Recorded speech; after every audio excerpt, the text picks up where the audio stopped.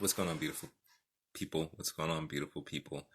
I hope you all are doing great, having a great day, enjoying your Tuesday. Enjoying your Tuesday. So, there is technically two chapters left in this book. Let's finish this joint. Let's finish this joint. Real Artists Don't Starve by Jeff Goins. We are just gonna power through and finish this book. All right.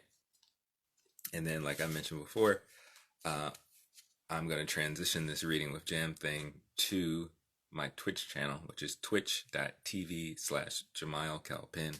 So if you want to keep up with any more books that I'm reading, please go to twitch.tv/Jamiel Cal-Pin to keep up with me.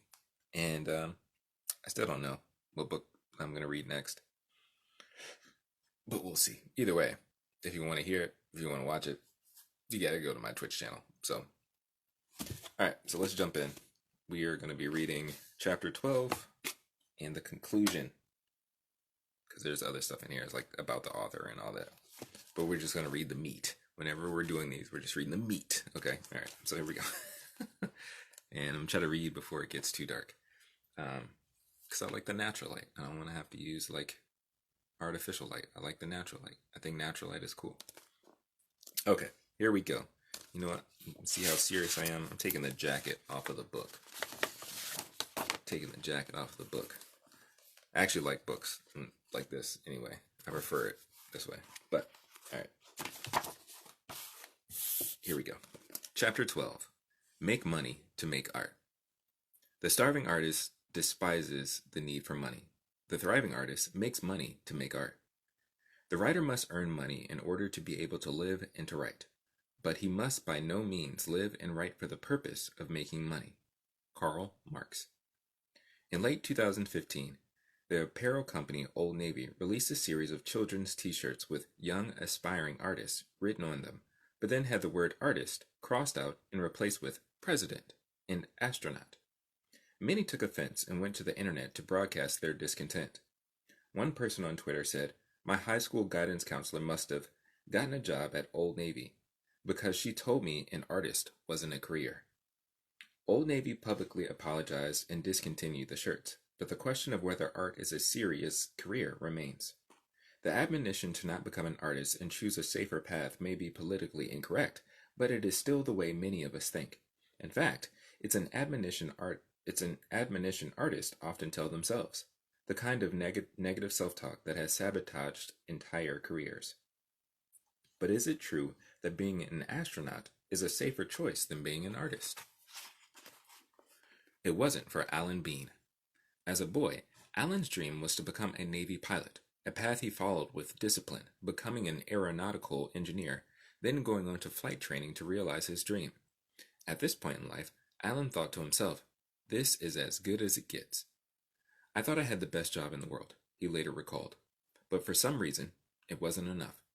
He kept looking around at the beautiful things in the world and being captivated by them. He saw his neighbors buy some paintings and thought he could probably paint something that looked just as good. Alan enrolled in night school to take classes in drawing and watercoloring. He wasn't any good at first, but he liked it. Many of his Navy friends noticed his new hobby and with some concern told him that if he wanted to advance his career, he was better off learning golf. In the close quarters of the military, his affinity for art might arouse some suspicion, but none of that mattered to Alan. He had always done what was interesting to him, so he kept on painting. The Navy pilot's career transitioned into an opportunity to work for NASA, where he was even busier than before. When he could find the time, he continued to take art classes from local teachers in the community. Art was his one and only hobby, and he dedicated himself to it with the same discipline that he gave the rest of his career, albeit in smaller doses. When he was 37 years old, Alan served as the lunar module pilot for Apollo 12, the second mission to the moon. In November 1969, he became the fourth man to walk on the moon, exploring the lunar surface and installing the first nuclear power generator station there. In 1973, he flew on the space station Skylab 3 as the spacecraft commander for 59 days in orbit. During that time of navigating the cosmos, Alan saw incredible things that most people will never get the opportunity to see. One day, while training to fly the space shuttle, he said to himself, "Boy, there's young men and women around here who can do this as good as I can, but there's no one who's been given the gift of walking on the moon." It gave him pause. In Alan's mind, anyone could fly the space shuttle, maybe even fly it to the moon. But who else could paint it? It might have been an excess of modesty on his part. Astronauts aren't exactly common. But Alan knew he had a gift that needed to be shared. "If I could leave here," he said, "and if I could learn to be better, then I could leave stories and images that wouldn't be done otherwise." As he contemplated leaving NASA, the middle-aged astronaut began to count the cost. He'd been given an incredible education and training to become an astronaut, but he'd also been given the gift of art.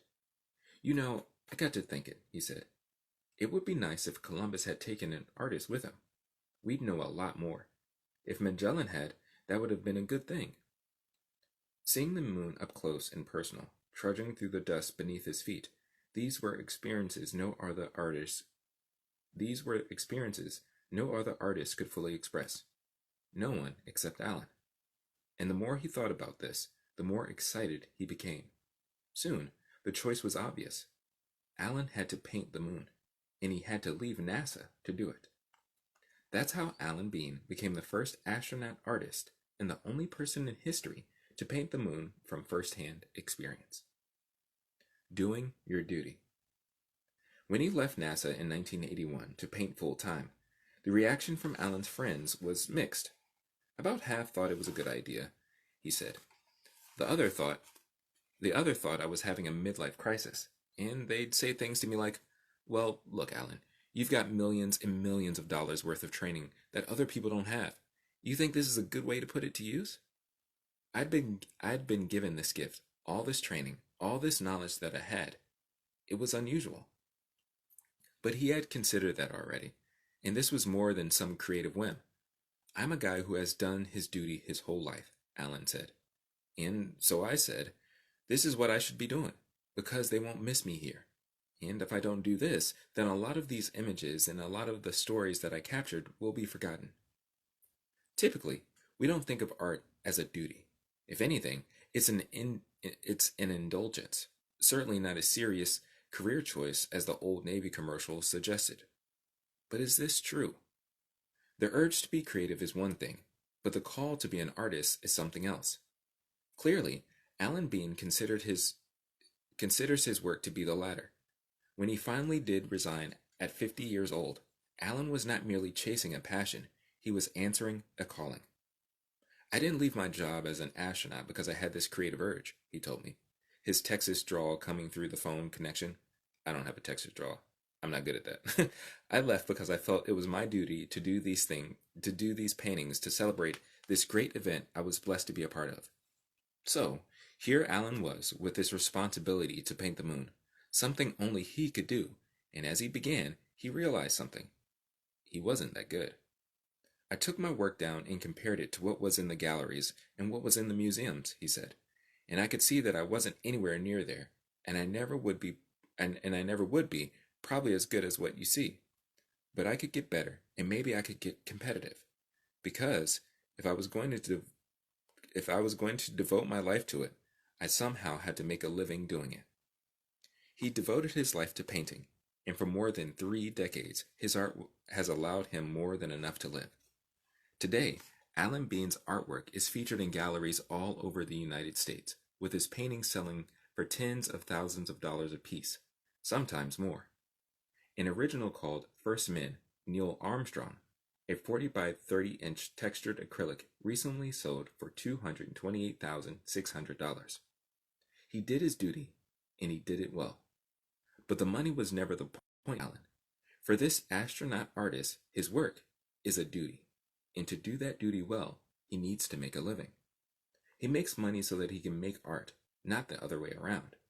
The point is to share his gift, that thing only he can offer the world. Without the money, though, the art would be much harder to make. And so Alan understands something every starving artist must grapple with. Money is the means to making art, but it must never be the matter. The rule of the gift. When it comes to creative work, there exist 2 economies. The first is the market economy, the familiar place where goods and services are sold based on their usefulness to us, the consumers. Any modern nation in the past 100 years or so has embraced this as the dominant economic model. And, of course, it is responsible for many wonderful advancements and innovations in society. But it has its limitations as well. The second economy is what Lewis Hyde calls the gift exchange economy, which he argues is a place where creativity tends to thrive. The essential commerce of the creative spirit is a gift exchange economy, he said. Art, he argues, is a gift, not a commodity. It is not a good you create and hope to get paid for. That's not how it has worked for most of human history, anyway. For thousands of years, the primary model for art making was a gift exchange one. Only recently did we start thinking art was something we could charge money for. In 1983, Lewis Hyde published a book called The Gift, which has since become a modern classic and underground bestseller among creatives. How can it be a classic in an underground? Anyways, the book explains why many modern artists struggle to make a living off their work. Art is a gift, and since we now live in a market economy, there is going to be a disconnect. In the market, people don't pay for gifts. They pay for commodities. So you must find a way to get paid for the art. There are 3 ways to do this. First is that path of the commercial artist, in which you sell your art directly to the market. It's a wonderful day when an artist can do their work and make money off of it, Hyde told me. This is not impossible, but it is far from the norm. Second is the traditional patronage model, where a wealthy benefactor is willing to pay your livelihood as you do your work. Again, this is a rare occasion and not something to count on. Third is the path of self-patronage, in which you find a way to support the work yourself. The most common solution to the disconnect between art and commerce, Hyde explained, is to get a second job. And for most artists, the second job is teaching your own art. There is, of course, a fourth solution, in which the artist chooses poverty and creates from a place of struggle and strife. But this is the least favorable option and far from the wisest. I have no interest in starving artists, Hyde told me. I think artists should be well fed. I think artists should be as well paid as doctors and lawyers. But this is not the world we live in. Every artist must fight for margin to create. For years, Professor Hyde followed his own advice and taught writing at Harvard. As time went on, though, he began to consider what was important to him. With a nice base salary and health insurance at his job, he wondered if he could make some small sacrifices to spend more time working on other projects. There are many moments like that as we go through life, he said, of trying to figure out, is this necessary? And if it isn't, what gets freed up And if it isn't, what gets freed up if I stop doing it? Professor Hyde decided that his writing was necessary, so in the mid-1990s, he cut his teaching time in half. The move to half-time employment gave him the margin he needed while still providing some stability. After the professor made the move, however, he never looked back. The time was more important to me than the money, he told me, explaining how he justified earning half his previous salary and still being able to live. When the National Endowment of the Arts had literature grants, it published a collection of stories by recipients of the grants called Buying Time. The idea, according to former NEA chairman Bill Ivey, was that the NEA, by giving the writer money, just gave them the freedom, the time to write these great things. That's what Lewis Hyde was doing when he went part-time as a professor. He was buying time. Creative work is a costly endeavor, both in time and resources, calling us to dedicate large amounts of our lives to it without any immediate reward. When we find ways to make money, it buys us time and gives us the opportunity to create more. This was why Michelangelo never stopped working long after he had made enough to retire. Income wasn't the goal. Continuing to create was. We don't make art for the money. We make money so that we can make more art. This was the mindset of Alan Bean and those like him. The starving artist despises the need for money, but the thriving artist uses money to make more art. When I asked Lewis Hyde what his outlook on the future of art was, he said, "I think it's neither bright nor dim. Art will always be with us. I believe that young people coming up may take 10 years to find out if they can do that work and make a living at it and find an audience. There is an in-between period of trying to get established, and during that period, young artists need support from their communities and need to have communities where they can lead dignified lives without becoming poor. This is the rule of the gift, which says that if art is your duty, then you must create. The nature of a gift is that it is to be given away, so the first duty of an artist is to do your work. There is a spirit of generosity in every creative act, but to embody this generosity, we cannot starve. We must be creating with full bellies and full souls, and so the second duty of an artist is to make money to make art. Money makes art. In the 1930s, the streets of Japanese cities were overtaken by a group of artists who sold candy and performed picture-based plays for children. At the height of this phenomenon, there were 2,500 vendors of Kamishibaya. Hold on. Kamishibaya in Tokyo alone, who performed 10 times per day for audiences of as many as 30 children, totaling more than 1 million a day. For artists who might otherwise be unemployed in a depressed economy, it was an incredible opportunity. This mobile, candy-selling form of theater was called Kamishibai, translated as street theater using painted illustrations. The artists would travel from town to town by bike with a miniature stage mounted on their backs, announcing the start of a show by banging together 2 wooden sticks on a street corner and shouting, "Kamishibai! Kamishibai!" Sorry, that was not good. The children would come running, and if they had money with them, they could buy candy off the back of the bike and get a front row seat for the show. The storytellers made a living selling candy, and they made art with the pictures they drew for the stories. The creation of the storyboards was a business, with dealers commissioning and renting artwork to the storytellers for a fee. Some Kamishibaya created their own art, while others used the dealers. Illustrators would sketch the drawings first in pencil, and then go over them with thick brushes using India ink. Then they'd apply watercolor paint to delineate the background and foreground, and brush tempera paint on top. Last, they'd add a coat of lacquer, which provided a shine that also protected it from the weather. In Kamishibai art, the characters featured oversized eyes and light and dark contrast, an approach meant to draw children into the story, even if they were seated at the back. A Kamishibai show included 3 stories, each of which were approximately 10 minutes long. The storytellers would dramatically reenact the scenes while one of the pictures was featured in the frame on the stage. As the story progressed, the storyteller would remove one picture and reveal the next. The last of the 3 stories would end with a cliffhanger, so the children would want to return the next day. This form of Japanese street theater disappeared with the advent of the television in 1952, but its storytellers endured, as did the art form itself. The artists went on to spread a new form of art called manga, which now makes up a global billion-dollar industry. Today, street artists at festivals and fairs are reviving Kamishibai as an art form. It endures in its own style and in the world of comics and animation. Walt Disney said, "I don't make pictures just to make money. I make money to make more pictures." This is what most of us want. Not to get rich off our creations, but to have enough time and freedom to create what we want. We want to have the means to focus on what matters to us. When I first launched out on my own as a full-time writer, I knew that it would be difficult to make a living writing books. I had friends who were authors, and they told me their horror stories.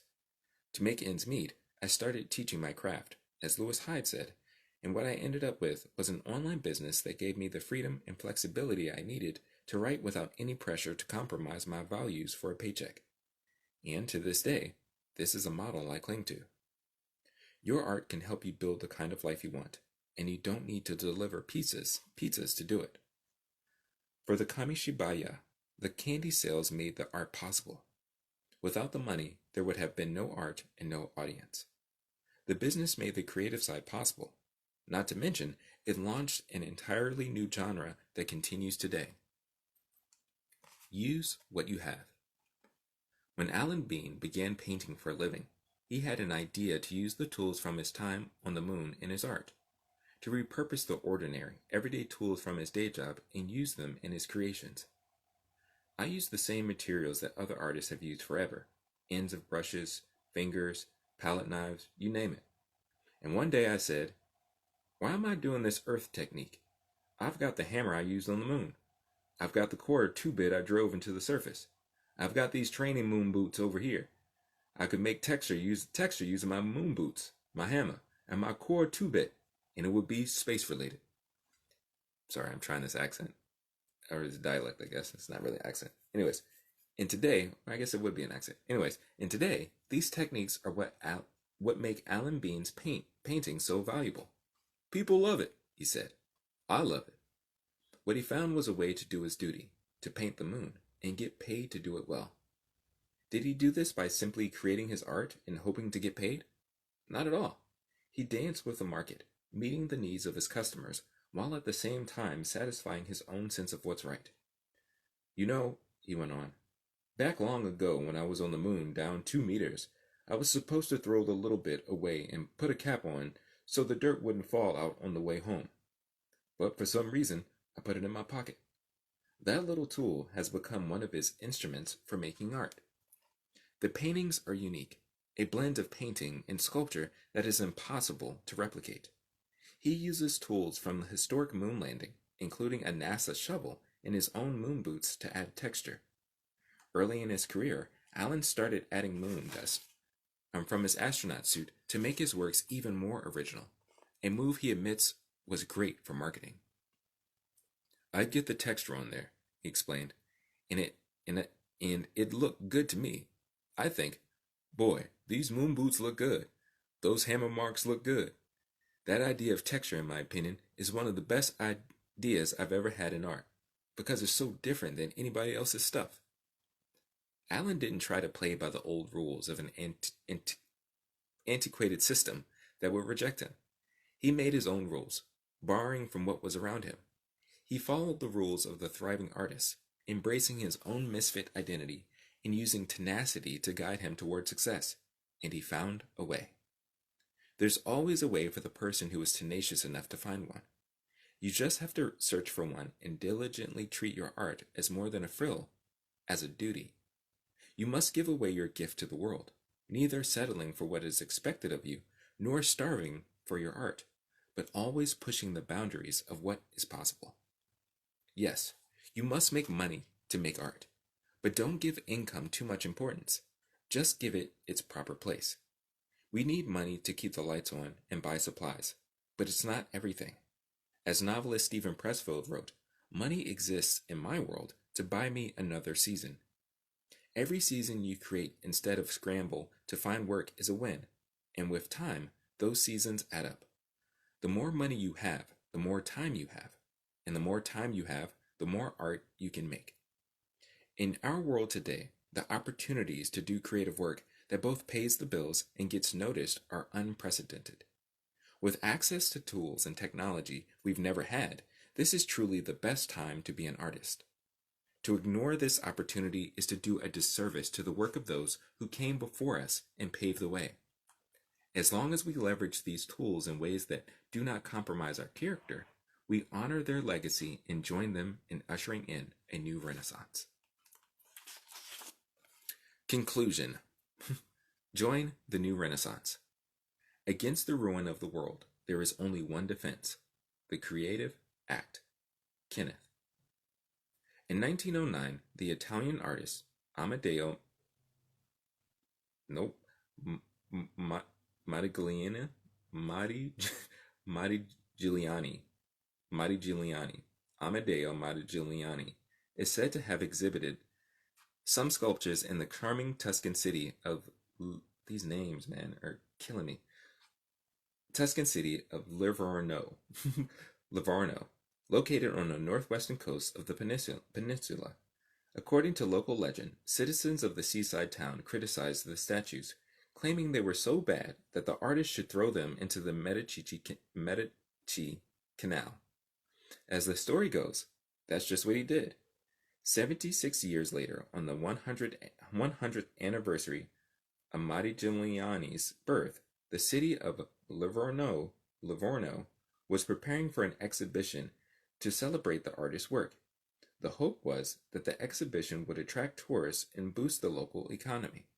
But when the festivities did not go as planned, with few people turning out and little publicity coverage of the events, the city council commissioned a search of the canals to find Modigliani's lost sculptures. The search was led by Vera Derby, curator of the local civic museum and organizer of the exhibition. It cost the city $35,000. After 8 days, the first carving was found on July 24th at 9 o'clock in the morning.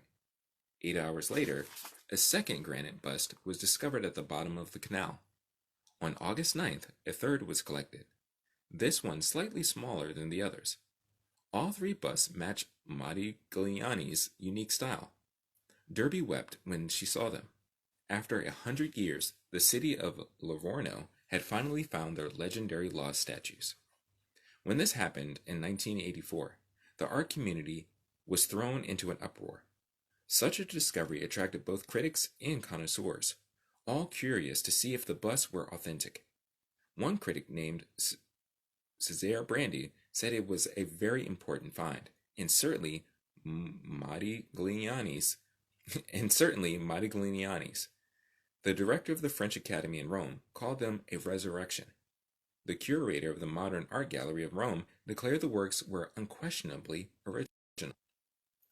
Livorno was subsequently overtaken by news media, tourists, and art critics, all who came to underscore the importance of the discovery. Almost all the experts agreed. These were, in fact, the lost statues of Modigliani. Only one historian, Federico Zeri, was bold enough to say the sculptures looked too immature to be authentic, and suggested that if the great artist had thrown them into the canal, then he was right to do so. It was around this time, as the small port city began attracting international attention, that three university students, Pietro Luridiana, Michel Geroladucci, and Pier Francisco Ferrucci came forward to confess. The whole thing had been a ruse. As a practical joke, they had fabricated one of the busts in their backyard with a drill and thrown it into the canal. When they came forward, no one believed their confession.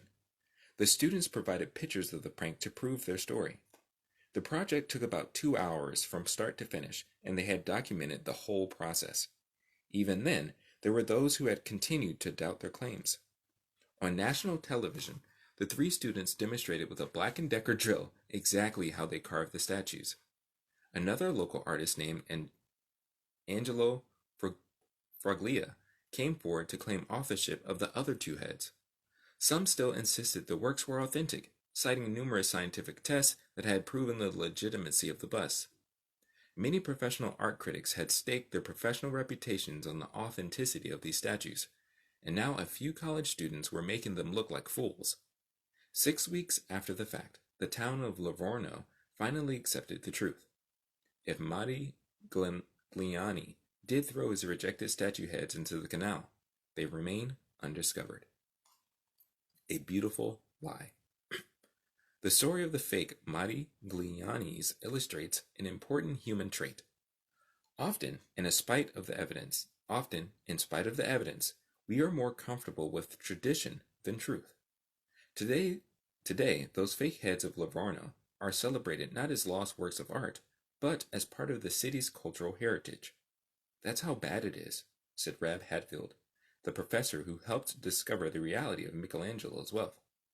When I asked him why people struggle to change their minds about certain ideas, like the myth of the starving artist, this was the story he told me. That's how people are, he concluded.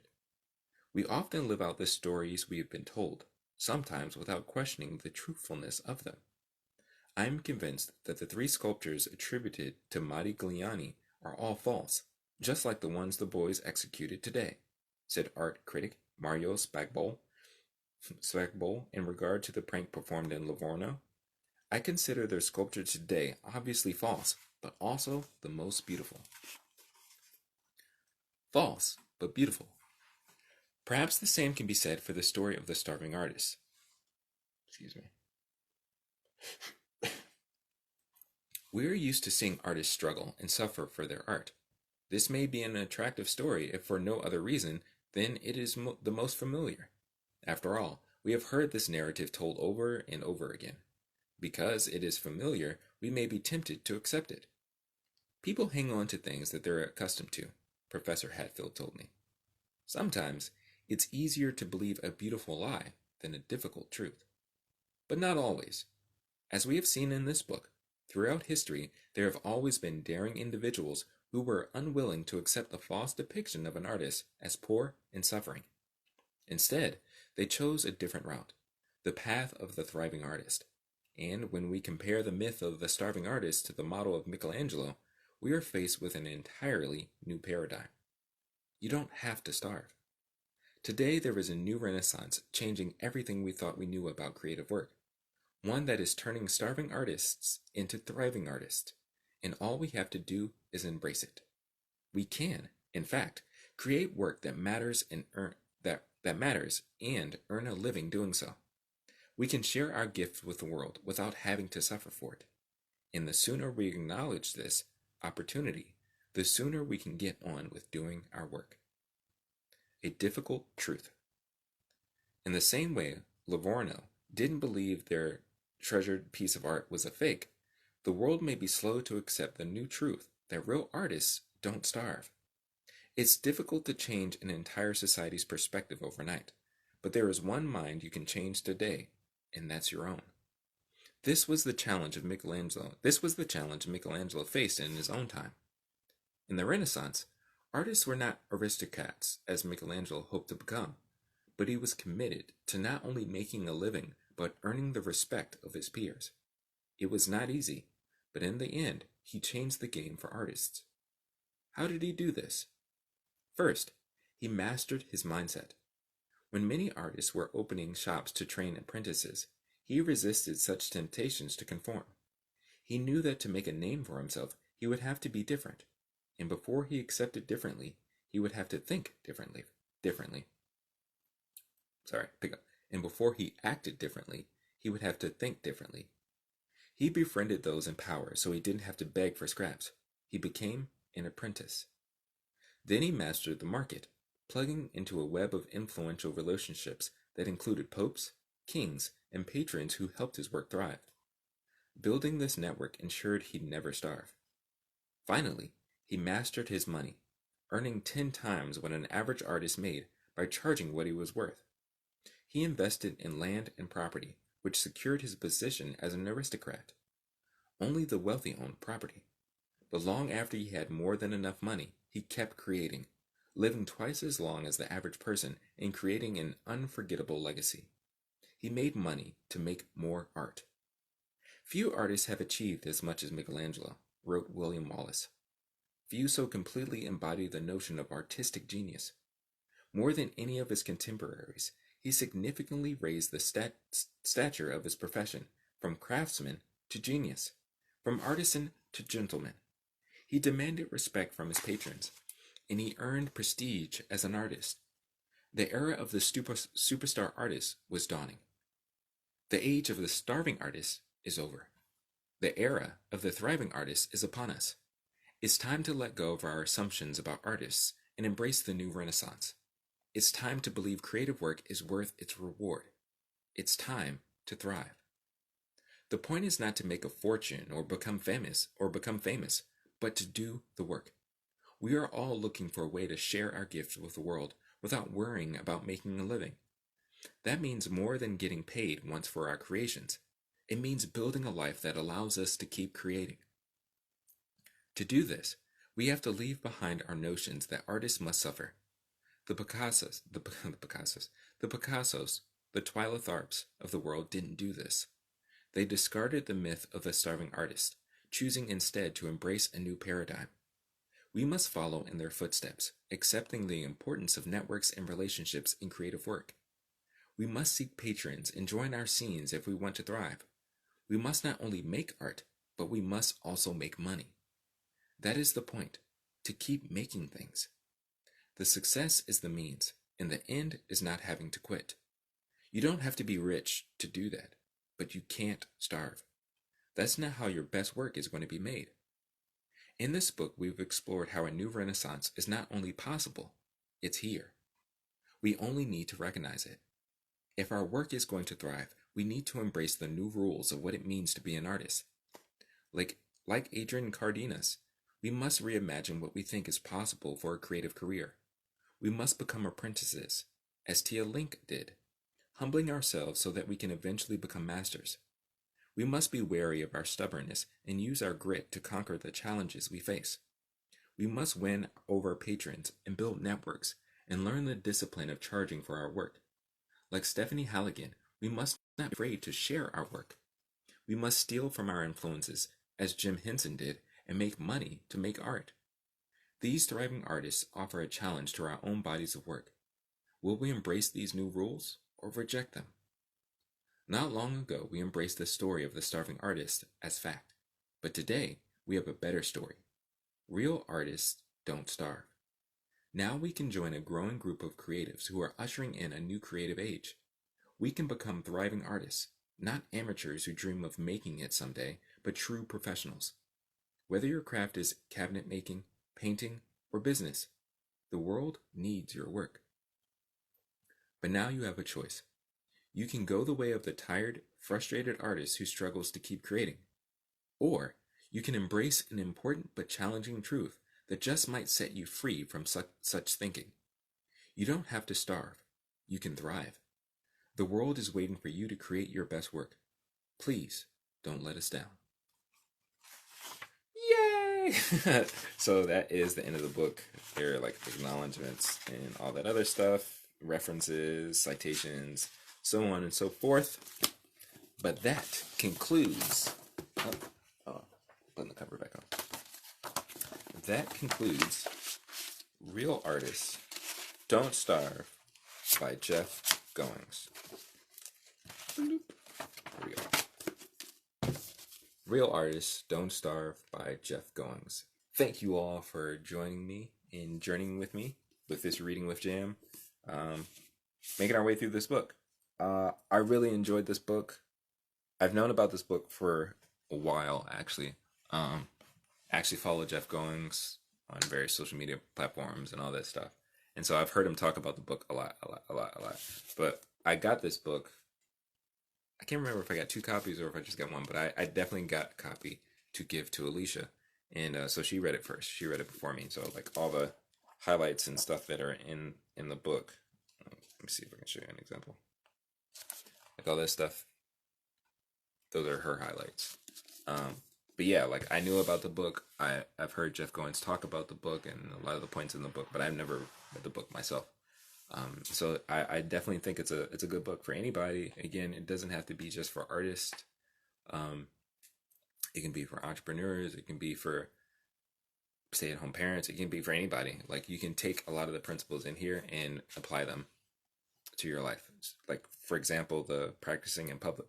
Sometimes we're super afraid to show what we're working on and what we're learning and what we're growing or the areas that we're growing in.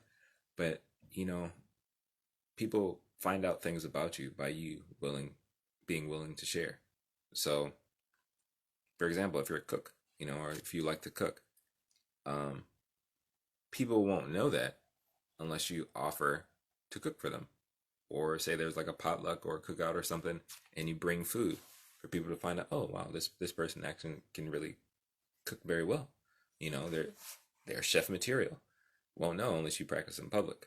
Or same thing if you play sports. People won't know if you're really good at something unless you actually go out and practice or play, And so we have to do that with all the various aspects of our lives. And so there are different, again, I like a lot of Jeff Goins' content and stuff that he writes because it can be applicable to various aspects in various places in our lives. So again, whether you're an artist, whether you're an entrepreneur, whatever, you can take stuff from here and apply it to your life. which is, I think good for personal development.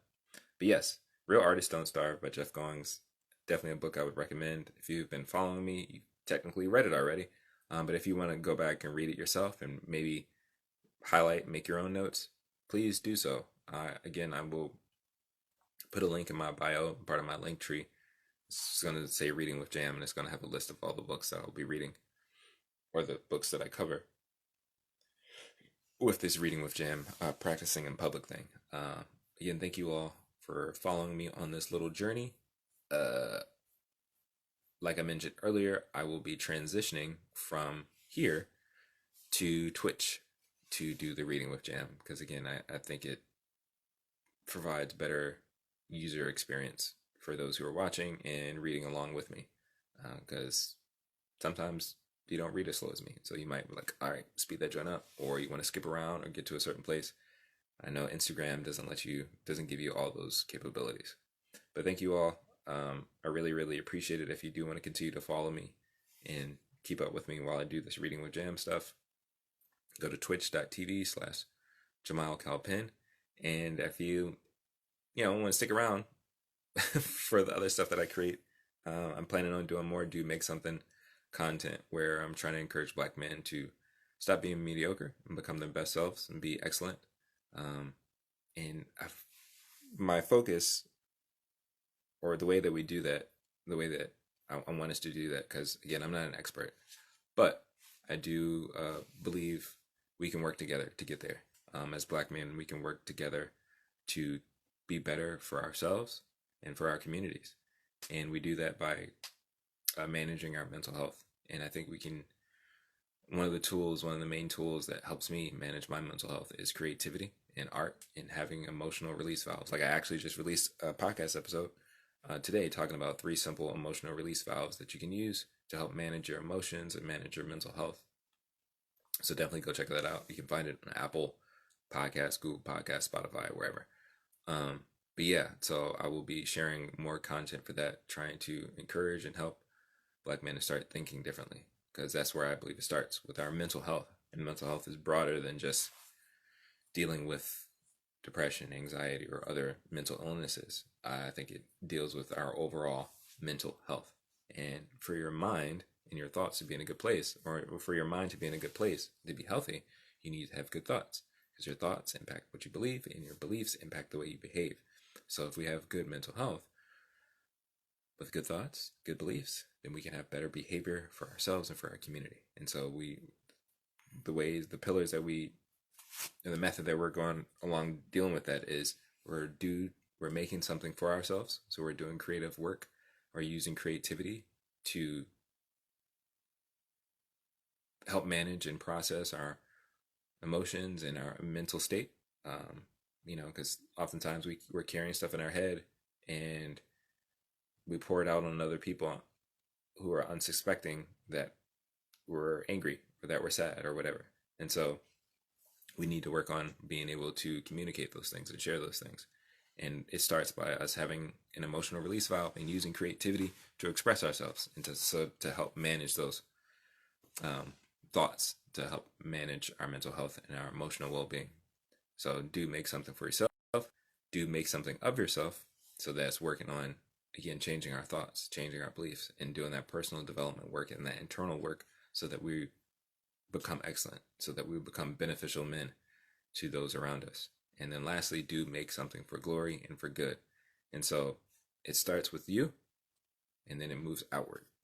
So with what we're doing, how we communicate, the works that we do, how we serve our community, that goes for God's glory and for the good of other people. So we got to get our minds right, though. We got to get our mental right first. Make sure that we're good. Make sure that we're in a good place. And then we develop ourselves, mature ourselves, become beneficial. Then we go out and use ourselves, that beneficial state that we're in, to now benefit other people. So those are steps that we're working through with Do Make Something. So, and I have a blog, YouTube channel, and the podcast. So it's all content related around that, trying to help us as Black men be better, to help influence and impact our community. But all right, I've been on here rambling long enough. Thank you all again for tuning in to Reading with Jam. Again, if you're interested, you can keep up with me on twitch.tv, Jamiel Cal-Pin, and yeah, I'll be reading something else very soon. I'll talk to you guys later. Peace.